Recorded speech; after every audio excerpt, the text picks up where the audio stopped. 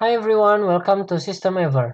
In this tutorial video, we are going to explore about UoM management. And this program function is to set UoM that will be used in our business. As we know, each item has a different UoM or unit of measure. Based on this, we have to define what kind of UoM that our business will use. That's why SystemEver provides this menu. On the screen, we have to enter the unit first, and then follow by the unit type. For example, there's a length, weight, volume, and width. Next one is GI quantity decimal places, so you can make a rounding off or rounding up.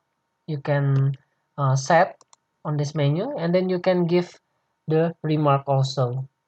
And unit type is differentiated by the length, weight, volume, and width. And as we know, UM data can make the product have more detail to monitor. So, it's very easy, right? And that's the final of UM explanation tutorial video.